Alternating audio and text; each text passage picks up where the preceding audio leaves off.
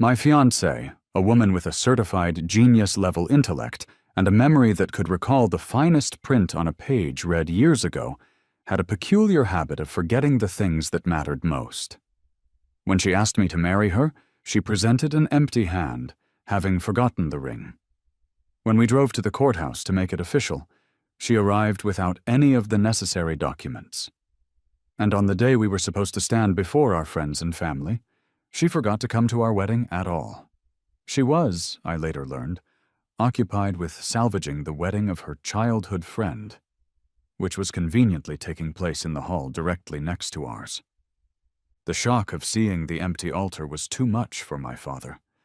His heart gave out right there in his pew. I spent days pleading with my fiancée to visit him in the hospital, to offer some kind of explanation. But the woman who had once been my whole world was now a universe away. I heard through mutual friends that she was busy with her friend's family, calling his mother Mom, and dismissing me to anyone who asked as just some overeager college boyfriend she couldn't shake. I buried my father alone. I filled out the paperwork for an overseas transfer at my company by myself. I was in our shared apartment, packing the life we had built into cardboard boxes, when she returned from what I could only describe as her honeymoon, looking radiant and fulfilled. She offered me a brilliant smile and asked, "Leo, is your dad feeling better? We should really pick a new date for our wedding. Give him something to look forward to." She was completely unaware that from the moment my father's heart stopped beating, there was no longer a we for her to be a part of. I was carefully extracting my winter clothes from the closet, folding each sweater and shirt into a suitcase with methodical precision. The quiet of the apartment was abruptly broken by the sound of the front door opening, followed by soft, tiptoeing footsteps. A pair of slender hands suddenly wrapped around my shoulders from behind, her 10 ice-cold fingers pressing gently against my eyelids. "Guess who?" she whispered. Her voice intentionally deepened into a husky, playful tone. It was a familiar game, one she always initiated after returning from a business trip, a prelude to affection.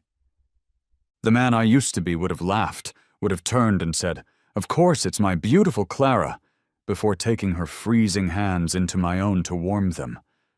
But that man was gone, buried with my father. The warmth I once felt for her had been extinguished, leaving only a cold emptiness. I was in no state for games. I gently pulled her hands from my face and turned back to my task of folding clothes, not saying a word. My girlfriend, Clara, seemed momentarily stunned by my reaction. Her cold fingers, which had been spread across my face, curled into a tight fist. Her bright eyes dimmed, and she adopted the look of a lost, rain-soaked kitten. "Leo, what's wrong?" she asked, her voice laced with a pitiful quiver.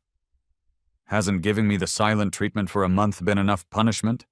After you made that scene at the wedding, I had to spend hours explaining everything to our guests." A bitter, humorless smile formed on my face. A month ago, I had been made into a public spectacle, the punchline to a cruel joke for our entire social circle. My bride had abandoned me at the altar for another man. My father had suffered a fatal heart attack from the stress and humiliation, and Clara had her security escort me from the reception hall as if I were a vagrant. Even during my father's funeral, the whispers of my hometown neighbors followed me like a shadow. "That's him, isn't it? The one whose fiancée left him on his wedding day. He was supposed to be the top of his class, you know? Nearly 30 and can't even hold on to a woman. How embarrassing." I heard the shock is what killed his father. Can you imagine? Your own son driving you to an early grave. The suffocating dampness of that day, of lowering my father's casket into the ground, washed over me again. But my eyes remained dry. I had no more tears left. Returning to the present, I spoke in a flat, emotionless voice. "This isn't the silent treatment. We're breaking up." I had barely finished the sentence when Clara nodded, drawing out a long, theatrical "oh" as if this were all just a minor squabble. "So you're not ignoring me. You're fighting with me. Is that it? Didn't you get my text message? I explained everything. Mark's wedding had a last-minute emergency, and our families have known each other for ages.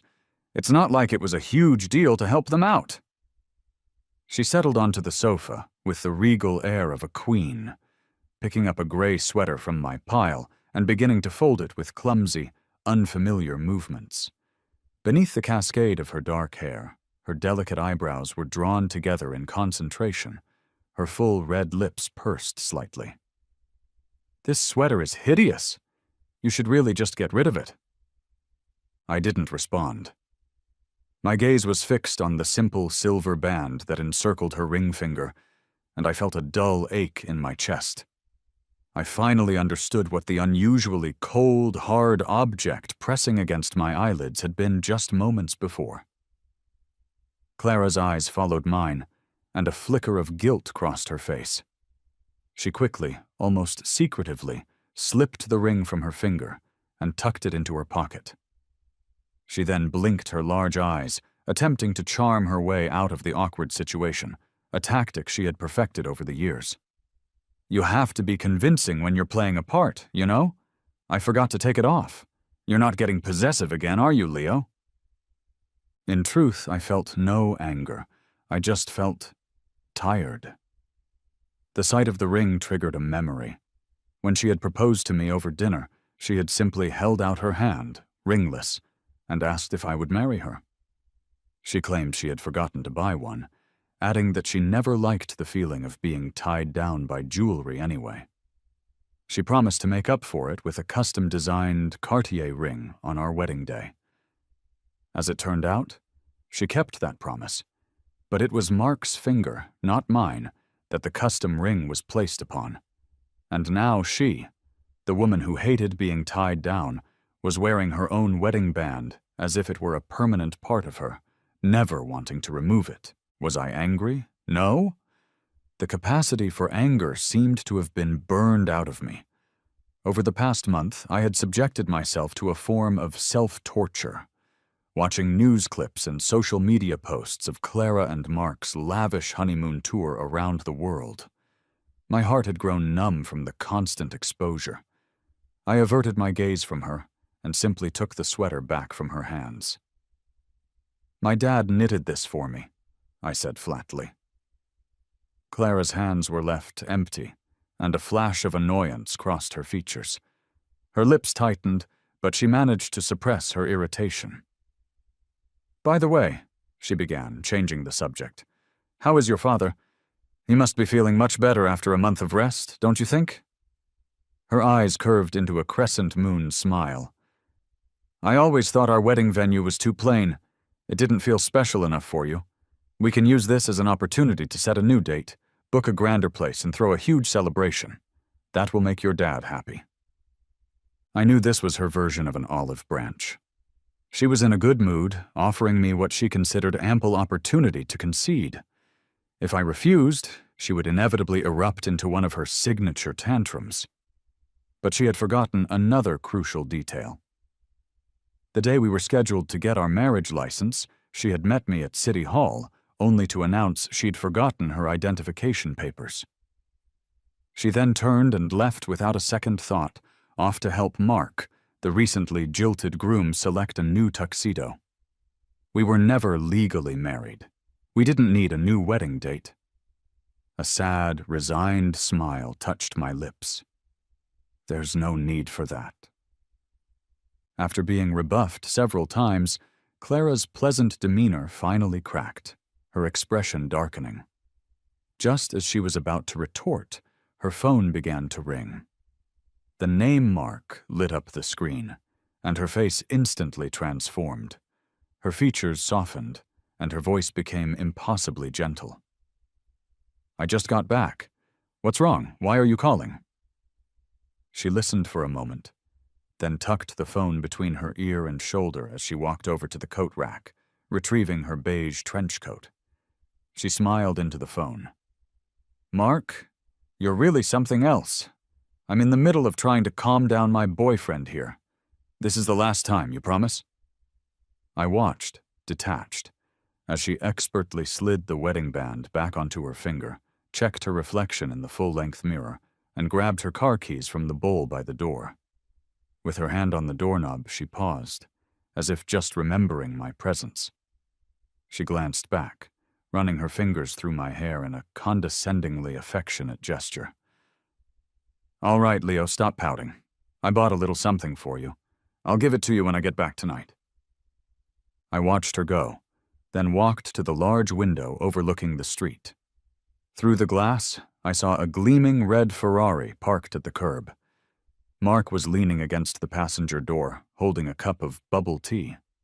Clara, who was notoriously germ-phobic, bent down without a moment's hesitation and took a long sip from his straw before walking around to the driver's side. I stopped watching and pulled the heavy curtains closed. I turned and picked up the completed overseas transfer application from my desk.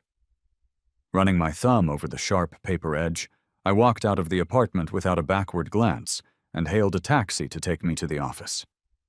By the time I had finished clearing out my desk, dusk had settled over the city. I had submitted the transfer request through the company's internal system a few days prior, and it had already received approval. All that remained was to deliver the physical copy for their records. As I walked through the office, I could feel the eyes of my colleagues on me, their whispers following me down the hall. Isn't that the guy from the video? The one who made a scene at Miss Hall's wedding at headquarters? Hey, I thought he took bereavement leave and just disappeared. What's he doing back? I bet he's here to hand in his resignation. He's been with the company for a decade and he's still just a team lead. I heard he went up for promotion 5 times and was rejected every single time. Pathetic.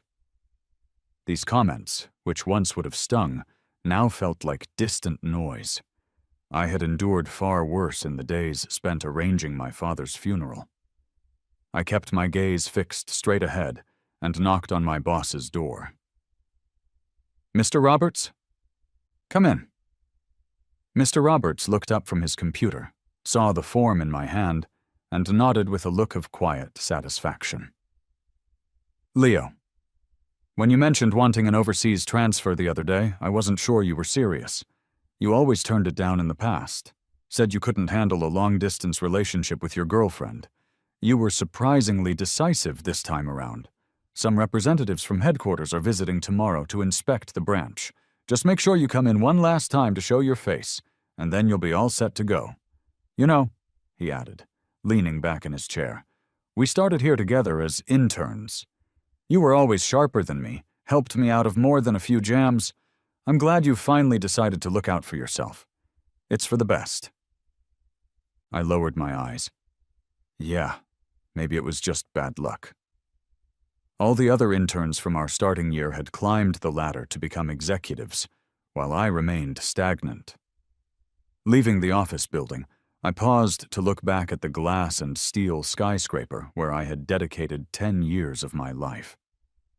In that same decade, Clara's family business, Hall Corporation, had grown into a global powerhouse, its branch offices like this one reaching for the clouds. But why, in that same span of time, had our relationship so completely disintegrated? Our story was a classic tale of the wealthy girl and the boy from the wrong side of the tracks. My mother passed away when I was a child, and my father raised me alone on a meager salary.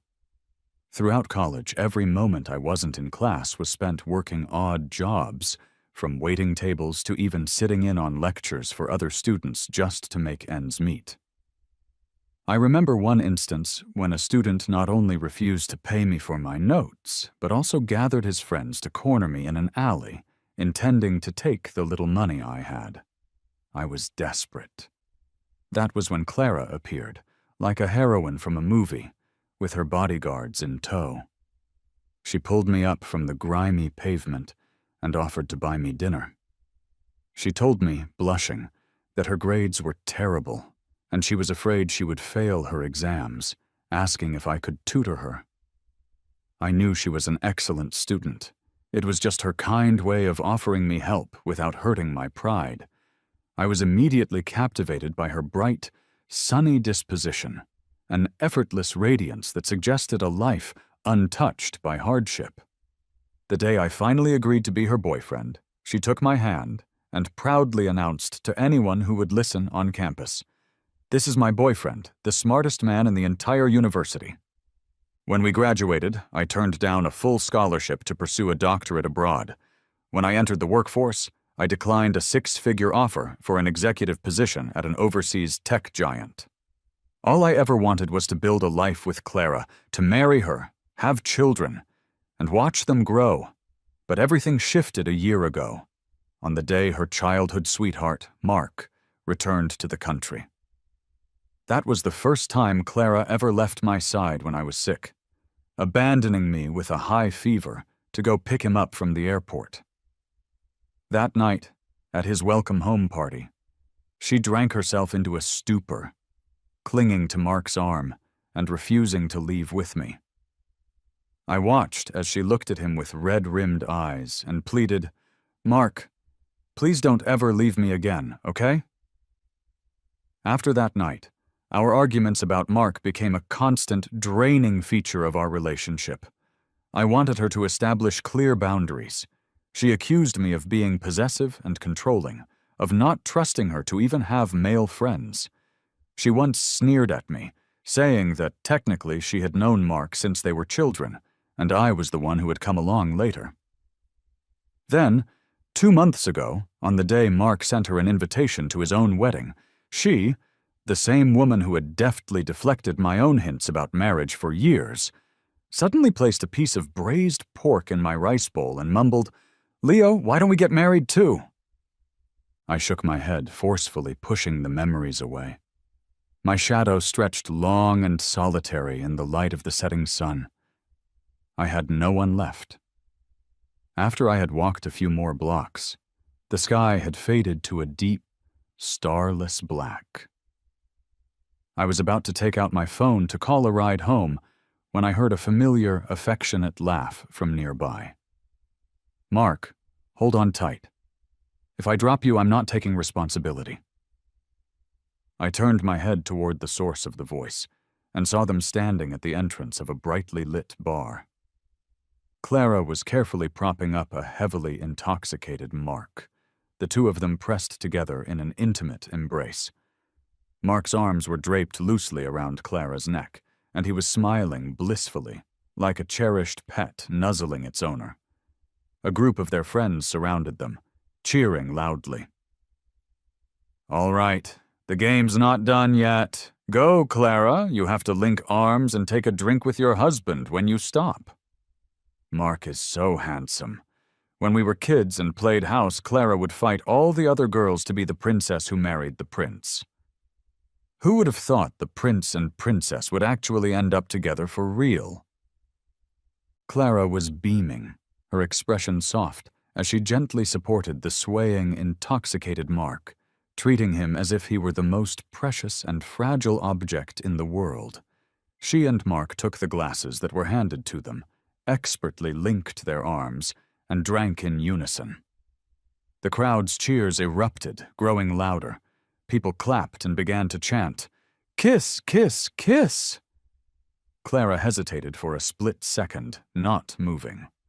Mark, however, smiled and came to her defense. "Didn't we agree that was the final game? We've been playing these wedding games all night. Everyone should be getting home." But in the next moment, Clara wrapped her arms around Mark's neck and pressed her lips to his. Her eyes were open, clear and tender, but with a deep, possessive glint hidden within their depths. A moment later, she slowly pulled away, releasing her grip on Mark and clutching her own head as if suddenly overwhelmed. "I want to go home. My head hurts so much." I watched it all, every detail of Clara's solicitous care for Mark, her cautious and protective love. I also watched as she shakily pulled out her phone and dialed a number. A moment later, my own phone began to ring. From across the small plaza, Clara heard the ringtone. The moment our eyes met, she straightened her posture, her drunken act vanishing. The surrounding crowd looked between us, confused. "Clara? Who's this handsome guy?" one of them asked. Clara's eyes darted around nervously.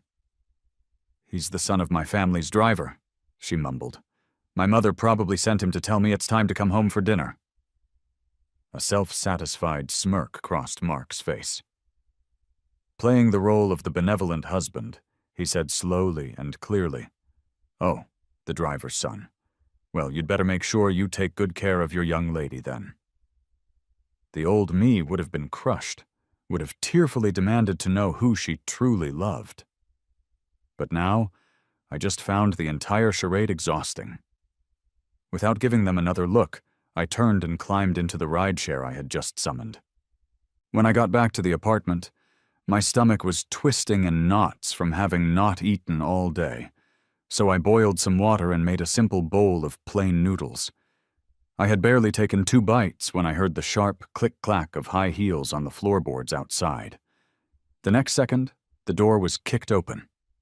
Clara stood in the doorway, and upon seeing me eating, she scowled and snatched the chopsticks right out of my hand. "Leo! Why did you just turn and leave like that?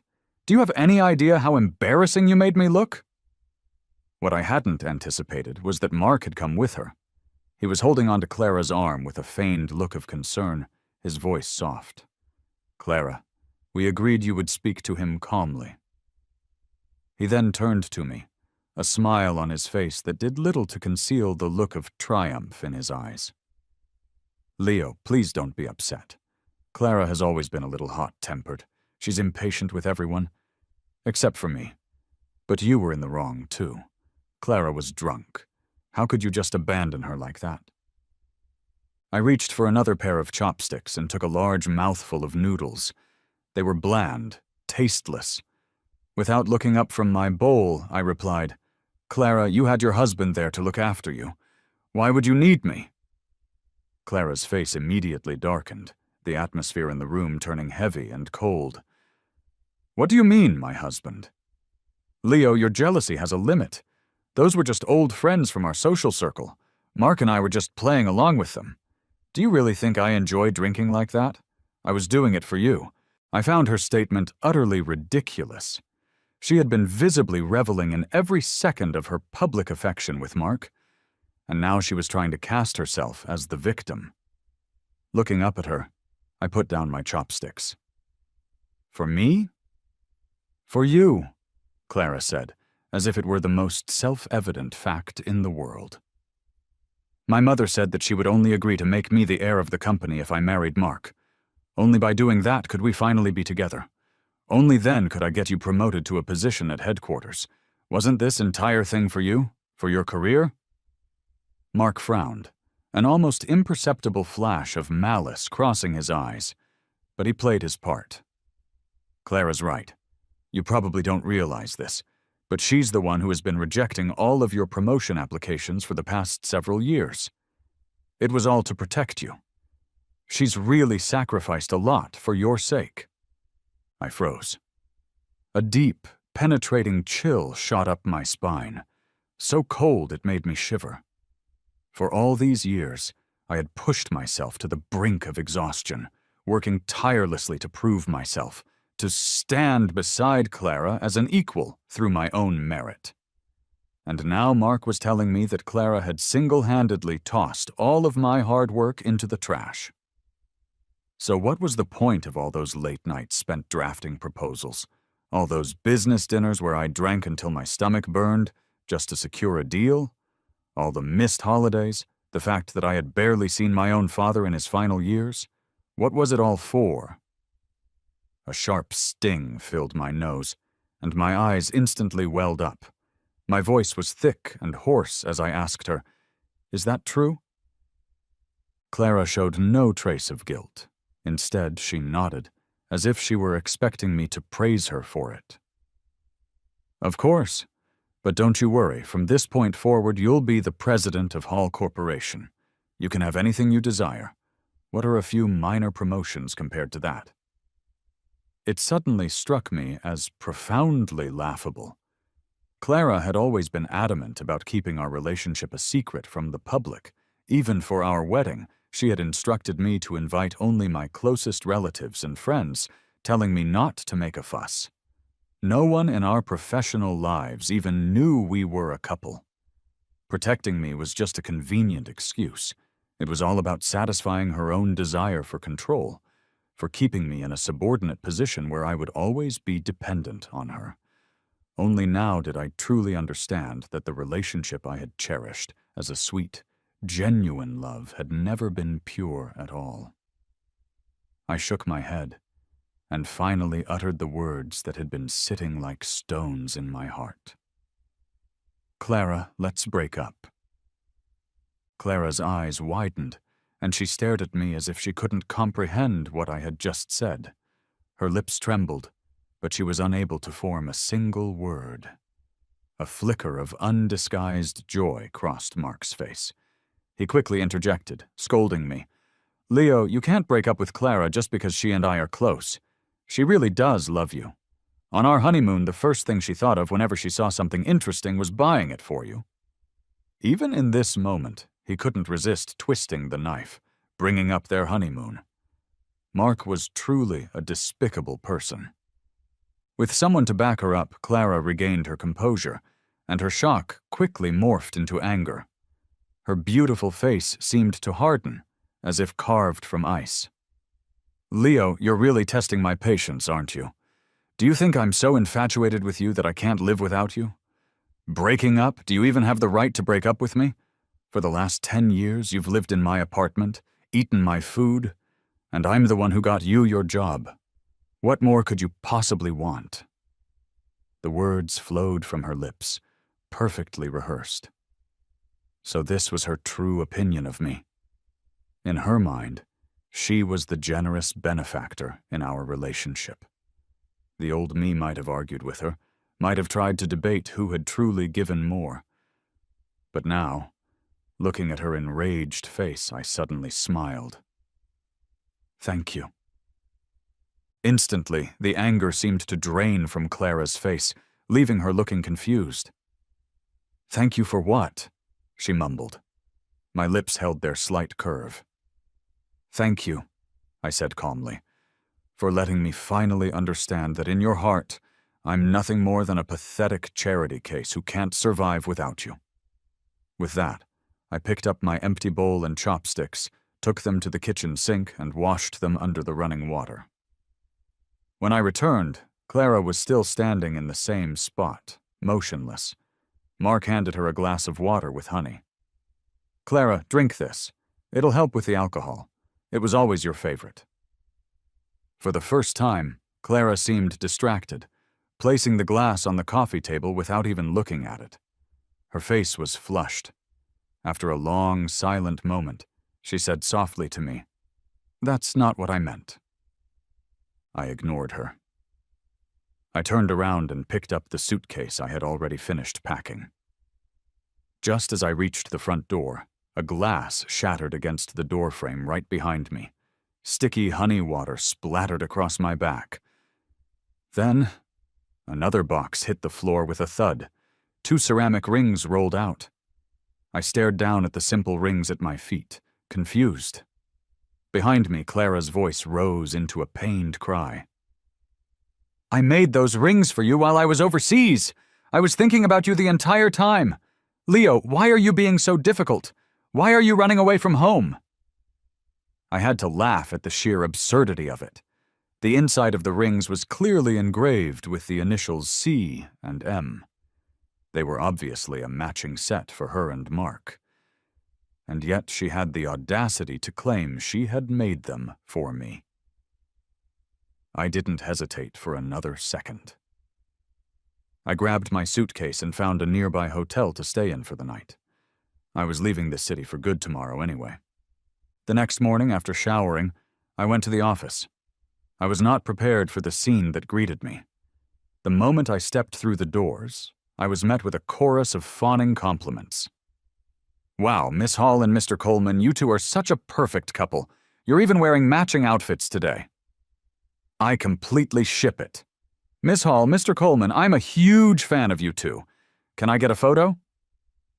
There, In the center of the office stood Clara and Mark, arm in arm, basking in the adoration of the employees, while my boss, Mr. Roberts, stood beside them, smiling obsequiously. So these were the representatives from headquarters. Upon seeing me, Mr. Roberts made the formal introduction. "Leo, this is our president from headquarters, Miss Hall, and our vice president, Mr. Coleman. They're here to review the overseas transfer situation." Clara deliberately turned her head away, her recently smiling lips now pressed into a thin, hard line. "Who is being transferred this time?" she asked, her voice cold. Mr. Roberts presented me and 2 other colleagues. "These 3, he said with a proud smile. Instantly, Clara's expression turned rigid, her eyes growing dark. Mark's eyes, however, flashed with undisguised pleasure. He immediately seized the opportunity, scolding Mr. Roberts with a tone of feigned shock. "How do you people manage this branch? Are you not aware that our company has a strict policy against transferring employees who are married or have children? Both the applicant and the person who approved the transfer will be penalized." Mr. Roberts looked utterly bewildered. "But none of them are married," he stammered. Clara's face was grim. She pointed a finger directly at me and said coldly, "Didn't this man apply for marriage leave just a short while ago?" Mr. Roberts sighed softly and answered with quiet honesty. "He did initially request marriage leave, but there must have been some mistake. He later amended it to bereavement leave. His father passed away." At his words, Clara's face went completely white.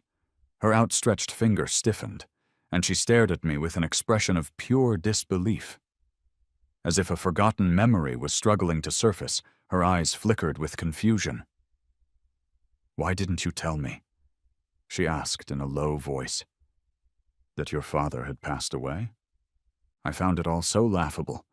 My father had always adored Clara, treating her like the daughter he never had. He used to tell me how blessed I was to have found her, and that he couldn't wait for the day she would finally call him Dad. But what he got in the end was Clara marrying another man, and affectionately calling that man's father Dad. "Is that really necessary, Miss Hall?" I said flatly. "Does headquarters truly need to oversee the personal family matters of every single employee?" Clara sensed she was losing control of the situation, and a palpable unease began to radiate from her. She gritted her teeth, her anger flaring. "What do you mean it's not necessary? I was his daughter-in-law." "Whose daughter-in-law are you?" As everyone stared, stunned into silence, the main doors to the office swung open. A middle-aged woman entered, the fine lines around her eyes conveying a sharp, inherent authority.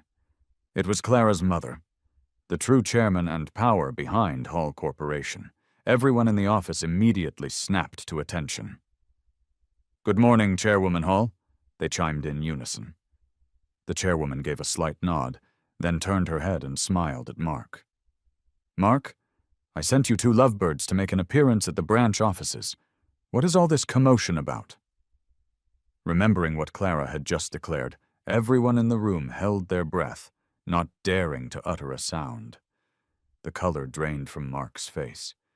He forced a strained smile, his eyes welling up with crocodile tears. One of Clara's best friends is Leo's wife. When Clara heard he was being transferred, she just wanted to stand up for her friend. Under her mother's piercing gaze, Clara bit her lip and said nothing, her hands clenched into tight fists at her sides. The chairwoman's eyes narrowed. "Someone dared to violate company policy?" she said sternly. "I'd like to see for myself who was so bold." I stepped forward. "Chairwoman Hall," I said calmly, "it's a misunderstanding. I am not married. My ex-girlfriend and I broke up on amicable terms some time ago." The chairwoman raised an eyebrow, looking me over from head to toe. Then she turned back to Clara. "I've reviewed Leo Chen's file. The young man is indeed single. Are you certain you're not mistaken? He has a flight to catch for his transfer today. Don't delay him." A flight to catch? Clara's pupils contracted violently. She turned to look at my calm, impassive face, and her heart seemed to stop. A look of pure panic washed over her. Forgetting all of her carefully constructed corporate composure, she cried out, "Mom, it wasn't my friend, it was me! I'm Leo's wife! How could I be mistaken? We got our marriage license on November 3rd. He must be lying. I was there with him." The entire room collectively held its breath, shocked to be witnessing such a high-stakes family drama unfold. Clara seemed to relax slightly, believing her declaration would be enough to halt my transfer. But the crease between her mother's eyebrows only deepened. Her gaze shifted back and forth between me and Clara before she delivered her judgment. "What nonsense are you talking about? Even if he is your ex-boyfriend, your official documents have been locked away in my personal safe this entire time. What could you have possibly used to get a marriage license?" Clara, the woman with the famously photographic memory, seemed to have genuinely forgotten that we had never actually gotten married. "How is that possible?" she demanded. "Mom, don't lie to me." The chairwoman's expression grew severe, her tone sharp with impatience. "I told you to address me as Chairwoman Hall in the office. Such disrespect. I have spoiled you. Your documents have always been in my safe, and you have never once asked me for them." Piece by piece, her mother methodically dismantled her claim. "And if I recall correctly, you spent that entire day with Mark, picking out a wedding dress. When would you have had the time to go to City Hall? I think you've simply been overworked lately, and you're starting to imagine things. Stop interfering with Leo's future." Her words were a clear and potent threat, warning Clara to leave me alone, and the reminder was brutally effective. Clara looked as if she had been physically struck. She finally remembered. She hadn't gotten the license with me that day because the moment she had agreed to marry me, she had been consumed by regret. So she had intentionally dragged her feet on the way to City Hall, feigned forgetting her documents, and then looked at me with a guilty expression and said, "I'm so sorry, Leo. Can we just get the license after the wedding ceremony? There aren't any auspicious days left for a while." At that exact moment, she had received a call from Mark, asking for her help in trying on a wedding gown for his fiancée, and she had seized the opportunity to flee. Remembering everything now, she turned to stare at my impassive face, her lips trembling, unable to speak. I addressed the chairwoman. "I don't know, Miss Hall. I believe she may have mistaken me for someone else at her wedding, which led to a small misunderstanding. I suppose she's just playing a joke on me now." The chairwoman nodded, looking at me with an expression of approval. "Leo, don't worry about the transfer. I have high expectations for you." I nodded once and turned to leave. Clara instinctively reached out a hand to stop me. "Leo!" But her mother intercepted her, her face stern. "Shouldn't you and Mark be continuing your tour of the branches? I have to present the company's quarterly performance results at headquarters today." Mark finally moved. His venomous gaze shifted from me to Clara, and he took her right hand, lacing his fingers through hers. Clara resisted for a moment, her eyes still fixed on my retreating back. But after a second, she acquiesced, allowing him to lead her away. I no longer had any interest in their drama. All I wanted was to escape this city. I went downstairs and caught a taxi to the airport. On the way, I watched the familiar streets and buildings fly past my window and silently said my goodbyes. I was in the middle of checking in for my flight when, to my surprise, my phone rang. It was Clara. I frowned, having no desire to speak with her. But years of habit took over, and my thumb swiped to accept the call. "Hello? What is it?" I asked, my voice tired.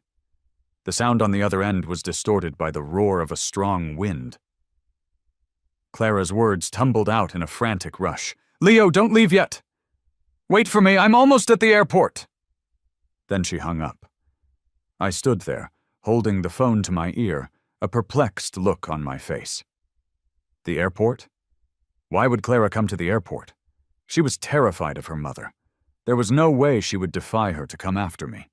I wasn't so deluded as to think she was so attached to our past that she would be willing to throw away the power and status she had spent her entire life working towards. But to my utter astonishment, Clara did appear, panting and out of breath. She bent over and grabbed the handle of my suitcase, looking up at me with the pleading eyes of an abandoned puppy. "Leo, please don't go. I don't want to be president anymore. I want to marry you. I'll go steal my documents right now, and we can go get our license, okay?" I knew that even at 30 years old, Clara had been so sheltered by her family that she was, in many ways, still a child. She operated under the belief that if she just looked sad enough and offered a simple apology, the entire world would bend to her will and forgive her. I used to find this immaturity endearing, hoping she could remain that carefree forever. But now, I just felt a profound and weary disappointment. She hadn't come racing after me out of love. She had come because she was afraid of losing her most obedient and reliable toy. But the world did not revolve around her. It was time for her to grow up. Looking at her, my gaze was completely calm. "Go home, Clara. Stop this. You've worked for 10 years to secure that inheritance. Now that it's finally within your reach, you can't just throw it all away." The surge of adrenaline that had carried Clara all the way to the airport began to subside. Her grip on my suitcase tightened. She bit her lip, her expression stubborn. "Leo, please, just don't take the transfer. If you stay in this city, I promise I'll do whatever you want. Do you remember why I always told you our company forbids overseas assignments? When I was a baby, my mother, who is a true workaholic, chose to expand the family business overseas. She was gone for 5 years. But when she finally came back, my father had another child with another woman. From that day forward, my mom changed. She became paranoid, suspicious, and could never accept that kind of betrayal. The reason I was always so hesitant to marry you is because I was afraid. I was afraid that the day you stopped loving me, I would become just like her." Her words were startlingly honest. I knew this was her deepest, most guarded fear. In fact, her father had done something far worse. In a desperate attempt to seize half of the Hall family's assets, he had orchestrated Clara's kidnapping and held her for ransom. Although she was rescued, she fell gravely ill afterwards. The shadow of abandonment had cast a long pall over her entire life, becoming her own private horror. That was why I had always been so patient with her, so careful to protect her fragile heart, hoping that she would one day feel secure in my love. But the truth was, this person who claimed to be terrified of marriage had no issue with her wedding to Mark, and had looked utterly blissful on their honeymoon. Perhaps even she failed to realize the extraordinary level of dependence and trust she placed in this childhood friend she hadn't seen in a decade. After 10 years together, all I wanted was a clean break. I kept my voice gentle. "Clara, I can see that Mark genuinely cares for you. You don't have to hide your feelings anymore. I wish you both the very best, a long and happy life together." Clara argued anxiously. "No, that's not it. I just think of him as a younger brother. He was the one who saved me from my dad. I'll admit, I had a small crush on him once, but just a tiny one. The person I truly love is you, Leo. You can't leave me." As she spoke, her voice suddenly grew hoarse, cracking with unshed tears. I found it all so pathetic. Even now she was burying her head in the sand, thinking she could hide from reality. In her heart, the inheritance was more important than me. Her mother's approval was more important than me. Mark was more important than me. Sometimes, even a simple night out with her friends was more important than me. We had been slowly drifting apart for a very long time, and yet here she stood, insisting that she loved me. Just as we reached this impasse, a dozen men in black suits marched into the airport terminal. Chairwoman Hall had arrived, with Mark in tow, to retrieve her daughter. At the sight of her mother's stern expression, Clara's eyes filled with fear, and she instinctively let go of my suitcase. I sneered inwardly. This was the Clara I knew, a perpetual child who would never truly grow up. Before her mother could even say a word, Clara swallowed hard and automatically took several steps away from me. She kept glancing back over her shoulder, then said with a sudden burst of determination, "Leo, I'll wait for you. The transfer is only for 3 years. I'll wait for you at home." It was so ironic I didn't even bother to look at her. Who needed her to wait? And she still hadn't realized that I had already moved all of my belongings out of the house. There was no trace of me left there. My home had ceased to exist the day my father died. I turned, boarded the plane, and didn't look back. After landing, I had dinner with the colleague who came to pick me up. His name was David, and he had been transferred to this branch a year before me. We had met a few times at company events.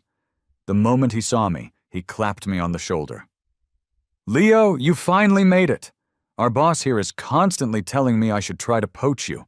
I always knew you didn't want to leave the country, so I never bothered. If I'd known you were coming, I would have been calling you every day." A small smile touched my lips. In truth, this overseas firm had made several subtle inquiries about me joining their team, even going so far as to deepen their partnership with our parent company and increase the number of transfer positions, all in the hope that I would eventually come over. But I had been blinded by love at the time and had rejected all of their overtures. Thinking back on it now, I was such a fool. As we were eating, my phone, which was lying on the table, began to vibrate incessantly. It was Clara. I frowned slightly. A call from her could only mean trouble. But David looked shocked. "Is that Miss Hall from the parent company? Does she need something from you?" "Leo, you should probably answer that." Reluctantly, I picked up the phone. On the other end, Clara's usually composed voice was trembling with rage. "Leo, where did all of your things go? You promised you would be with me forever. Why did you break your promise?" Her voice was so shrill and hysterical that I had to hold the phone a few inches away from my ear. David's knife and fork slipped from his grasp, clattering onto his plate. He stared at me, his mouth hanging open in disbelief. I just said coldly into the phone, "Clara, from the moment my dad died, you and I have been over." I hung up. After a moment's consideration, I blocked her number. When I looked up, David was staring at me, looking as if he wanted to say something but couldn't find the words. "What is it?" I asked, a little confused. David stammered, "Leo, the girlfriend you were always talking about, was that Miss Hall?" He then added, "But someone in the company group chat sent me a video a while back." I understood immediately. Everyone at the company knew I had a long-term girlfriend, but no one had ever met her or even knew her name. Some had even whispered that I was just a lonely guy who had made her up. And the video of me crashing Clara and Mark's wedding, begging her to come to my father's bedside, had been passed around the entire corporation as a piece of cheap entertainment. Now, facing David, I saw no point in hiding the truth. "Yes," I said frankly. "We used to date. It didn't work out, so we broke up." David, having pieced together his own narrative of events, looked at me with immense sympathy and patted my shoulder. "Don't take it too hard, Leo. Guys like us can't compete with the son of the Coleman family. I'll introduce you to a nice, down-to-earth girl later." I just chuckled and shook my head. Once I officially began my new role, I felt an incredible sense of liberation. It was astonishing what a person could accomplish when there was no one actively sabotaging their efforts or deliberately making their life more difficult. Every ounce of effort I put in was met with a corresponding reward. After just 1 month, I was promoted to an executive position, a level I had never been able to reach in 10 years of work and 5 failed promotion applications back home. Meanwhile, Clara's face was frequently splashed across the front pages of business magazines and society columns, always with Mark by her side. They attended countless galas and corporate events as a married couple, putting on a grand display of public affection and cultivating a reputation as a perfectly matched power couple. I assumed Clara must have finally come to terms with her feelings and realized that her true love, buried deep in her heart all these years, was Mark. And that was fine. Seeing them together now, my heart was as still and calm as a glass of water. I felt nothing at all. In what felt like the blink of an eye, 3 years had passed. It was time for me to return to the home office to report on my work. I never imagined that Clara and Mark would be the ones sent to pick me up from the airport. Clara, hidden behind a pair of large, dark sunglasses, shot me a disdainful look and immediately turned to walk away. Mark, however, maintained his mask of gentle affability, his words dripping with veiled sarcasm. "Leo, you look like you've been doing much better for yourself abroad these past 3 years than you ever did back home. You've even put on some muscle. You probably forgot all about us." Since they were there to greet me on behalf of headquarters, I couldn't exactly refuse their ride, so I followed them. I discreetly flexed my arm, which wasn't particularly visible under my winter coat, and thought to myself that yes, I had gotten a bit stronger. "Yeah, things have been good," I said non-committally. When we reached the underground parking garage, Clara slipped into the driver's seat. Mark opened the passenger door and settled in. Only after he had fastened his seatbelt did he turn and say, "Oh, I'm so sorry, Leo, I completely forgot. You should be in the passenger seat. Let me get out." Clara snorted from the driver's seat. "Don't enable his bad habits. He can sit in the back." I was confused. Was it some new etiquette to have guests sit in the front? Why else would Mark have offered me the seat? But since Clara had spoken, I just nodded and got into the back. Clara's hands on the steering wheel suddenly tightened, her knuckles turning white. Her eyes were dark as she said through gritted teeth, "Leo, don't you remember what you used to say? The passenger seat was exclusively for your boyfriend. You hated it when anyone else sat there."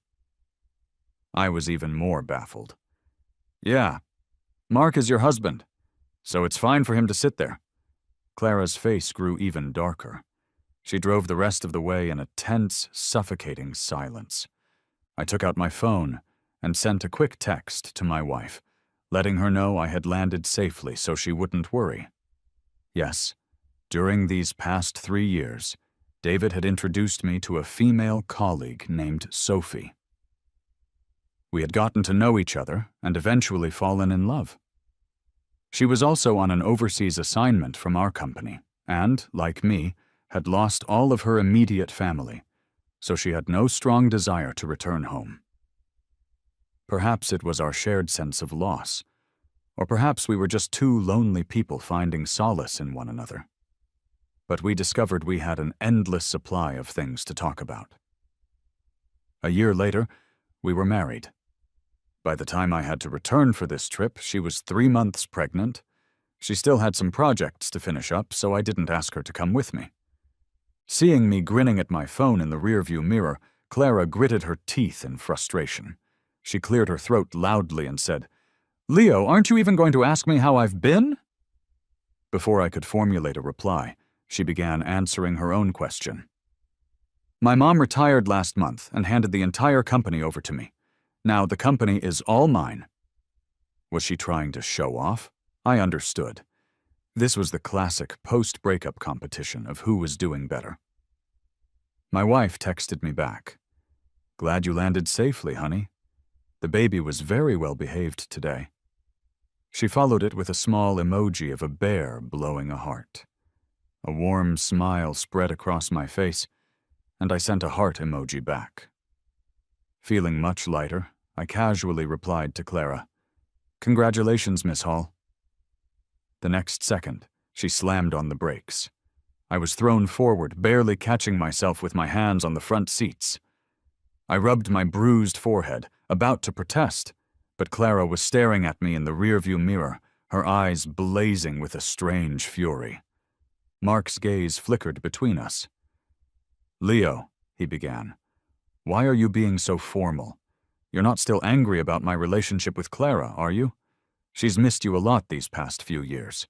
She even deliberately added more overseas business trips to her schedule, just to try and find you." Clara cut him off, but her resentful words were aimed at me. "Mark, why are you telling him all that? Some people have no heart. He's been holding a grudge for 3 years. So petty." "Huh? Who was holding a grudge? Me?" While I was still trying to process her bizarre accusation, Mark jumped in again with a smile. "Leo, you're looking more handsome than ever. You must have been very popular with the ladies abroad." "It was okay," I said vaguely. "I'm married now." Beep. Someone laid on the horn, a long, piercing blast of sound. It was Clara. She whipped her head around to face me, her eyes bloodshot. "What did you just say?" she asked, her voice raspy. I looked her directly in the eye and stated plainly, "I got married while I was abroad." Mark's eyes lit up, and he couldn't suppress a wide grin from spreading across his face. "Leo, everyone saw how devoted you were to Clara. You can't joke about something as serious as marriage." But Clara seemed to be lost in thought, a strange, knowing smile playing on her lips. "Leo, I never knew you learned how to lie after being away for 3 years. Well, now that you're back, you're not leaving again. All the promises I made to you can finally be fulfilled." I didn't know what to say. If she chose not to believe me, so be it. Clara was the type of person who, once an idea was fixed in her head, would never let it go. Arguing with her was a pointless waste of energy. After we arrived at the office, I quickly gave my report on my work from the past 3 years. While Clara and Mark were occupied in a meeting, I went to the Human Resources Department and pulled out my letter of resignation. The HR employee stared at me, dumbfounded. After all, every employee who went on an overseas assignment returned to a guaranteed executive position and a comfortable future. This was the first time he had ever witnessed someone come back from a transfer only to immediately quit. "Okay," he stammered. "I'll submit this for you. You should get a response within 3 business days." I just offered a faint smile. I turned and took a taxi to my father's grave. This was the other primary reason I had returned. On the way, the villagers in my hometown still pointed and gossiped as I passed. "Well, look who it is. The kid vanished for 3 years. Did he just get out of prison?" "Don't talk nonsense. His wife told everyone he went abroad to make a name for himself. He's a big shot now." Wife? Who could they possibly be talking about? I paid their words no mind. Their gossip was usually only half grounded in reality anyway. When I arrived at my father's grave, I was surprised to find the headstone impeccably clean, as if someone polished it on a regular basis. Not thinking too much of it, I knelt down, placed the bouquet of flowers I had brought, lit 3 sticks of incense, and bowed my head several times.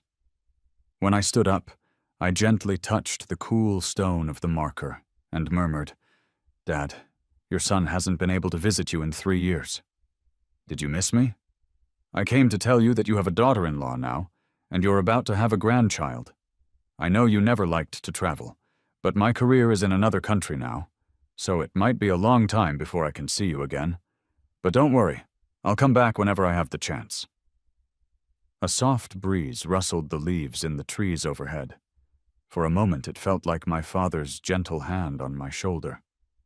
Then, I heard footsteps approaching from behind me.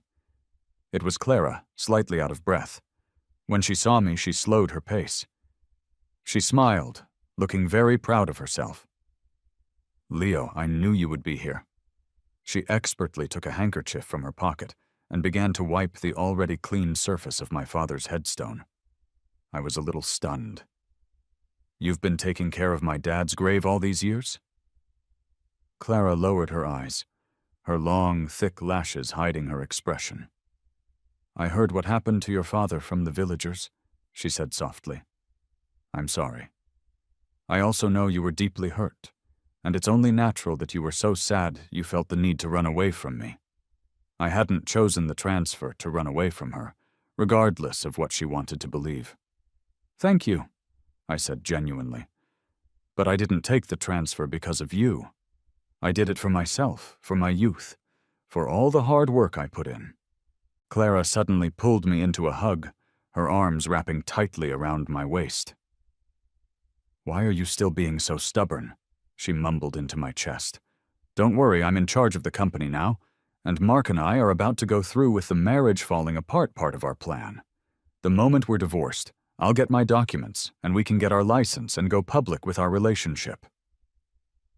I think Clara's brain might function on a different plane of reality than most people's. We had not had a single point of contact in 3 years. How did she leap from that to the conclusion that we would be getting married and going public? How could she possibly still believe we were in a relationship? I pushed her away, afraid her grip was strong enough to be painful. But Clara was completely oblivious to how bizarre her behavior was. Before I could say another word, she was pulling me by the arm. "Leo, I've thrown a celebration party for you at the branch office. You're coming back with me right now." On the way, Clara talked non-stop, leaving me no opportunity to get a word in edgewise. When we returned to the office, I saw that the main lobby had been decorated with balloons and streamers, with a large banner that read, "Celebrating Leo Chen's triumphant return." Ethan, however, did not look pleased, his face tight with tension. The moment he saw Clara, he breathed a visible sigh of relief and pushed his way through the crowd with a forced smile. "Clara, you're finally here. Everyone's been waiting for you." The same employees who had once looked down on me and made my work life a living hell were now either avoiding my gaze or acting as if nothing had ever happened, showering me with effusive praise. "Mr. Chen, I always knew you were a man of great talent, and now look at you. Mr. Chen, do you remember me? I used to be on your team. Even back then, I knew our team lead was destined for great things." Clara smiled, clearly delighted with herself. That is, until the HR employee walked up to her with a conflicted expression on his face and handed her a single piece of paper. She looked annoyed. "We're in the middle of a celebration right now. Can't this wait until business hours?" Despite her words, she took the paper. Her expression changed dramatically. Her lips moved silently as she read the words, "Resignation letter." The next second, Clara's eyes were locked on me, her mind clearly in turmoil. She casually set the resignation letter aside, but I had seen her read it.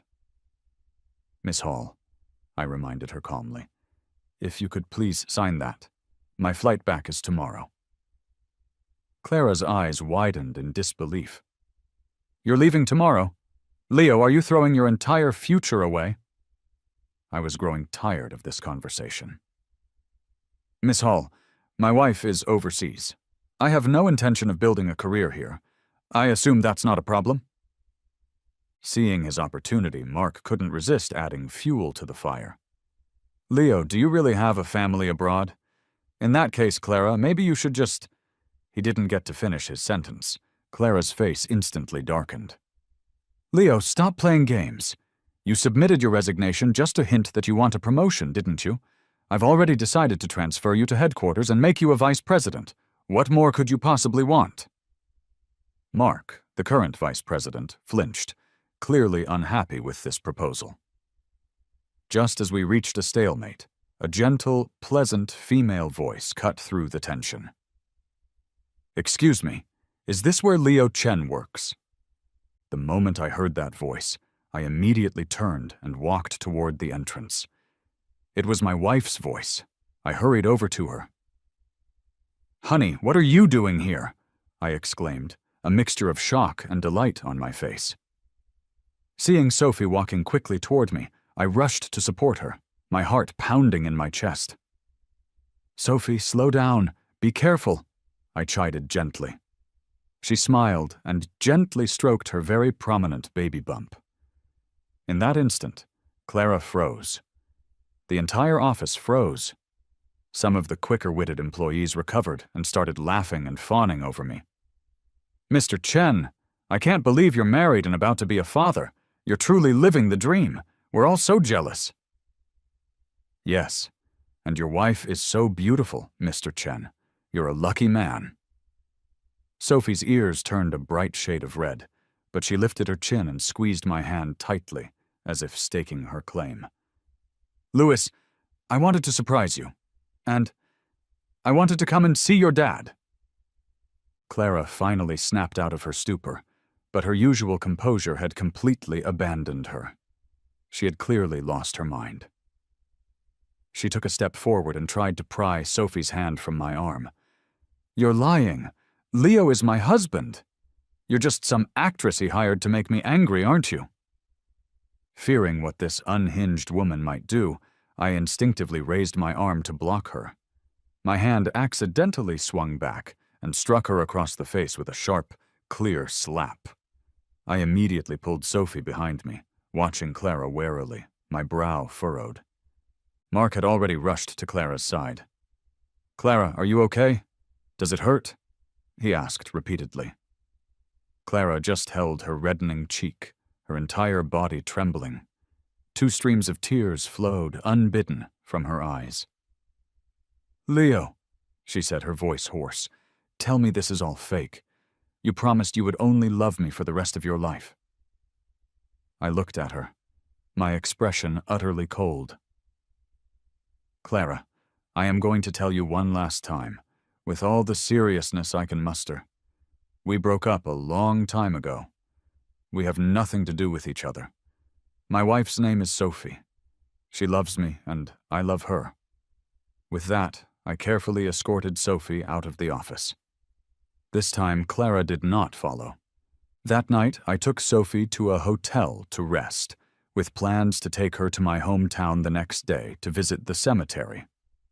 Early the next morning, I received the notification that my resignation had been officially approved. At the same time, I saw a news alert that Clara and Mark were publicly flaunting their affection and announcing their plans to have a child the following year. Their fans online were ecstatic. Clara sent me one last bizarre text message.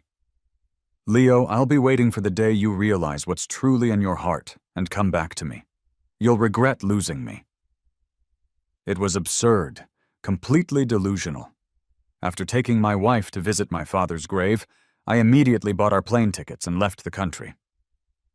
A few months later, I saw in the news that Clara's company had been acquired by Mark's in a hostile takeover, and she had been forced out of her position, falling from a corporate princess to a commoner.